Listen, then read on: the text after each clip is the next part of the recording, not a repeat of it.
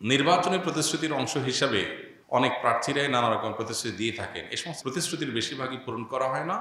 অনেক ক্ষেত্রে প্রতিশ্রুতি দেওয়ার সময় নিয়তি থাকে না। এগুলো সম্পর্কে কিছু বলবেন?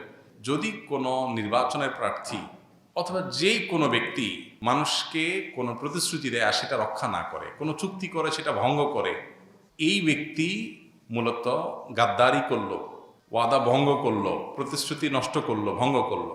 নবী করিম সাল্লা সাল্লাম বলেছেন, লিকুল্লি গাদরিন লেওয়া ও নিয়মাল কিয়ামা। যারাই মানুষের সাথে ওয়াদা দিয়ে, প্রতিশ্রুতি দিয়ে, চুক্তি করে এগুলো ভঙ্গ করবে, মানুষের সাথে কথা দিয়ে কথা রাখবে না, এই ধরনের বেইমানি বা প্রতারণা যারা করবে, কিয়ামতের ময়দানে তাদের সাথে একটা পতাকা থাকবে, লেখা থাকবে এটা লেওয়া ও গাদরিন, গাদ্দারের আলামত। এবং নবী সাল্লাল্লাহু আলাইহি ওয়াসাল্লাম বলেছেন হাদিসে যে ওয়ায়ুরফাউ লাহু বিকদরি গাদরিহ, যার গাদ্দারি যত বড় হবে তার গাদ্দারির পতাকাও তত উঁচা হবে। তার মানে একজন ব্যক্তিগত পর্যায়ে কারোর সাথে গাদ্দারি করেছেন, ওয়াদা রক্ষা করেন নাই, চুক্তি করে ভঙ্গ করেছেন, বেইমানি করেছেন, এই লোকটার পতাকার সাইজ যা হবে, একজন জনপ্রতিনিধি হওয়ার জন্য প্রার্থী হয়ে তিনি যদি মিথ্যা ওয়াদা দেন বা জাতীয় লেভেলে যদি মিথ্যা প্রতিশ্রুতি মানুষ করে দেয়, যেটা করবে না সে এটাই বলতেছে বলে যদি ধোঁকা দেয় মানুষকে, তাহলে সে তার পতাকার সাইজ হবে যত মানুষকে ধোঁকা দিয়েছে তার অনুপাত হারে। খুব ভয়ঙ্কর একটা ব্যাপার। এজন্য ইমানদার আসলে ওয়াদা রক্ষা করতে হবে, ওয়াদা রক্ষাকারী হবে। আল্লাহ তাআলা কোরআনে কারিমে 18 নম্বর পারা সূরা মুমিনুন বলেছেন, সফল ইমানদার যারা জান্নাতুল ফেরদাউসের অধিকারী হবে তাদের বৈশিষ্ট্য হলো ওয়াল্লাযীনা হুম লিআমানাতিহিম ওয়া আহদিহিম রাউন, যারা তাদের আমানত এবং ওয়াদাকে রিআয়াত করে, রক্ষা করে, মেইনটেইন করে। ইমানদার এক কথার মানুষ, সেটা রক্ষা করে। অতএব মিথ্যা প্রতিশ্রুতি এবং 2 নম্বরই কথা একজন ইমানদার বলতে পারে না, সেটা থেকে আমাদের বেঁচে থাকতে হবে এবং সর্বোচ্চ চেষ্টা করতে হবে। আল্লাহ আমাদের তৌফিক দান করুন। ইসলাম ধর্মে কতটুকু জ্ঞান অর্জন করা জরুরি এবং ফরজ? একজন মুসলমানের জন্য কতটুকু জ্ঞান অর্জন করা ফরজ?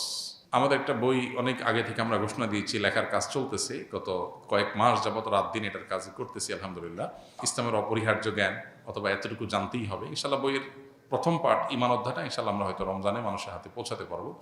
সেখানে আমরা এই সম্পর্কে বিস্তারিত লিখছি। আমি শুধু সামারি বলছি, ঈমানের একেবারে মৌলিক বিষয়গুলো এবং সেই সাথে যে বিষয়গুলো পালন করা ফরজ সেগুলোর ইলম অর্জন করা ফরজ, যেগুলো পালন করা ওয়াজিব সেগুলোর ইলম অর্জন করা ওয়াজিব, যেগুলো সুন্নাহ সেগুলো ইলম অর্জন করা সুন্নাহ। সুন্নতের ইলম অর্জন করা ফরজ না, আবার ফরজের ইলম অর্জন করা সুন্নত না। এখন কিছু ফরজ আছে সবার জন্য ফরজ, ফরজে আইন, যেমন 5 ওয়াক্ত নামাজ। তাহলে নামাজের ফরজ পরিমাণ ইলম, মানে ফরজ আদায় করার জন্য যতটুকু লাগে ততটুকু ইলম সমস্ত মুসলমানদের জন্য শেখা কি ফরজ। ঈমান রক্ষা সবার জন্য ফরজ, তাহলে ঈমান রক্ষার জন্য যা যা দরকার, ঈমানের বেসিক বিষয়, সেগুলো সবার জন্য জানা ফরজ। এখন নামাজের কিছু সুন্নত নফল আছে, যে মুস্তাহাব আছে, সেই কাজগুলো সবার জন্য জানা ফরজ না, ওইগুলো জানা মুস্তাহাব বা সুন্নতটা সুন্নাত। এ হলো কতটুকু ইলম অর্জন করা ফরজ, তার মেয়ার বা মিটার। এখন একজন ব্যবসায়ী, তিনি দোকানদারি করেন, তার জন্য দোকানে হালাল হারামের ব্যাপার আছে, তাহলে এই সংক্রান্ত ইলম অর্জন করা তার জন্য ফরজ। একজন চাকরিজীবী, তার জন্য এই ইলমটা অর্জন করা ফরজ না। এই জন্য যিনি যেই হালের মুখোমুখি, আরবিতে একটা প্রবাদ আছে, আফদালুল ইলমে ইলমুল হাল ও আফদালুল আমালে হিফজুল হাল।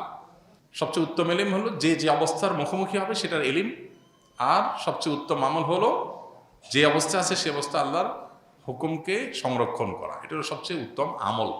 তো ইলমের ক্ষেত্রে আপনি যে অবস্থার মুখোমুখি হবেন ওই অবস্থার ইলম অর্জন করা, ফরজটা হলো ফরজ, নফলটা নফল হবে। আত্মহত্যাকারী চিরস্থায়ী জাহান্নামী এবং তার জানাজা পড়া বৈধ নয়, এই কথা কতটুকু সত্য হাদিসের আলোকে জানতে চাই। একটি হাদিস সহিহ মুসলিমে আছে, বিশুদ্ধভাবে বর্ণিত হয়েছে, আত্মহত্যাকারী ব্যক্তি জাহান্নামে স্থায়ী আযাবের মুখোমুখি হবে। অনেক উলামায়ে কেরাম এই হাদিসকে ব্যাখ্যা ছাড়া হুবহু এভাবেই গ্রহণ করেন যে হ্যাঁ, আত্মহত্যাকারী চিরস্থায়ী জাহান্নামী, হাদিসে চিরস্থায়ী জাহান্নামী বলা আছে। আবার অনেক উলামায়ে কেরাম ব্যাখ্যা করেন যে এখানে যদি কেউ আত্মহত্যাকে বৈধ মনে করে, তাহলে সে একটা হারাম কাজকে হালাল মনে করলো, যে কারণে সে কাফের হয়ে গেল এবং সে কারণে সে চিরস্থায়ী জাহান্নামী হবে। আর যদি কারোর মধ্যে অপরাধ বোধ থাকে, সেটাকে হালাল মনে করে করছে না, বেঈমান হয়ে মারা যাচ্ছে না, ইরতিদাদ হয়ে তার মৃত্যু হচ্ছে না, তাহলে সেক্ষেত্রে তার এই মৃত্যুটা, এটার কারণে সে স্থায়ী জাহান্নামে যাবে না, বরং দীর্ঘকাল জাহান্নামে থাকবে, যেটাকে আরবিতে অনেক সময় স্থায়ী জাহান্নাম বলতে বোঝানো হয়, যেমন যাবজ্জীবন বলতে একটা লম্বা সময়কে বোঝানো হয় এরকম। কিন্তু এইটার ব্যাপারে কোনো সন্দেহ নাই যে আত্মহত্যাকারী করা জঘন্য অপরাধগুলোর একটা স্থায়ী জাহান্নামের মুখোমুখি হওয়ার পথ সুগম হতে পারে, আল্লাহ না করুক, নানা কারণে। এজন্য কোনো অবস্থাতেই কারোর আত্মহত্যার কথা মাথায়ও আনা জায়েজ নয়, বা এটাকে নিয়ে পজিটিভ চিন্তা করার কোনো সুযোগ ইসলামের দৃষ্টিকোণ থেকে নাই। এটা জঘন্য অপরাধ, এবং এত বড় অপরাধ যে একজন মানুষ খারাপ কাজে লিপ্ত হয়েছে, হারাম কাজ করেছে, চুরি করেছে, তার জানাজা পড়েনি নবী সাল্লাল্লাহু আলাইহি ওয়াসাল্লাম, এমন হয়নি। কিন্তু কেউ আত্মহত্যা করেছে, নবীজি জানাজা পড়েন নাই। তবে সে ইসলাম থেকে খারিজ যেহেতু হয়ে যায় না টোটালি, যদি সেই মান নিয়ে তার মৃত্যু হয়ে থাকে, তাহলে সে অন্য লোকরা তার জানাজা পড়বে, কিন্তু নবীজি পড়েন নাই।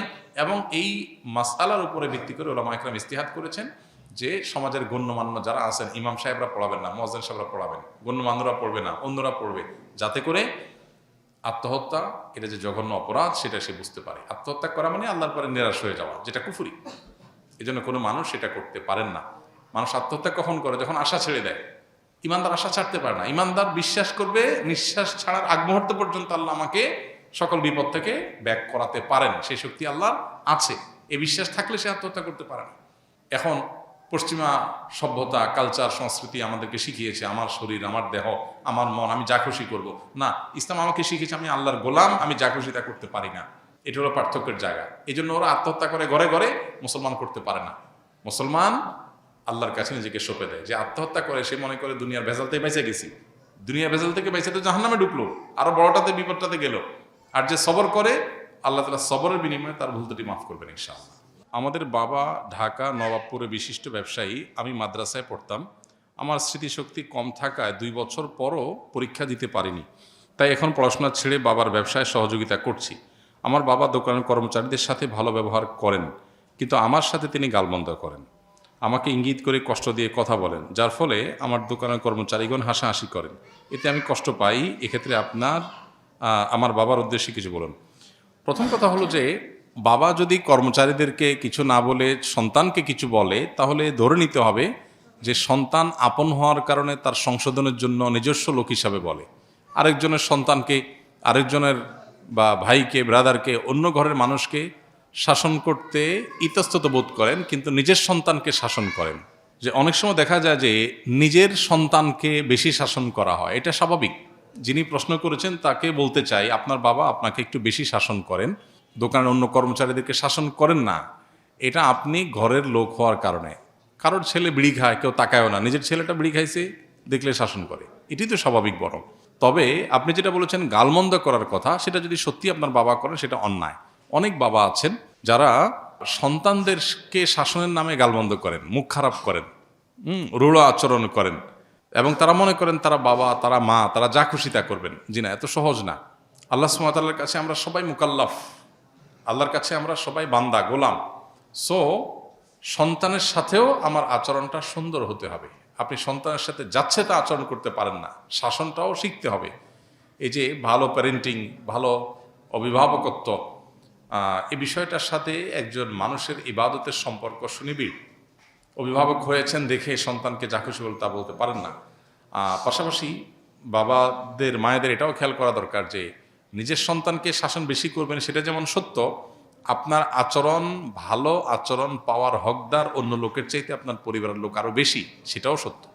অতএব এখানে ব্যালেন্স করার একটা ব্যাপার আছে, যেটা সন্তান হিসাবে বাবার এটাকে পজিটিভলি নেওয়া যতক্ষণ পর্যন্ত শরীরে ভায়োলেশন না হয়।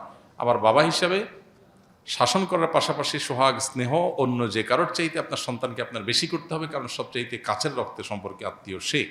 এই জন্য বাবাদেরও সেটা খেয়াল করতে হবে, যেটা অনেক সময় আমরা করি না। উভয়কে আল্লাহকে ভয় করে চলতে হবে। আস-সুন্নাহ ফাউন্ডেশন, উম্মার স্বার্থে, সুন্নাহর সাথে।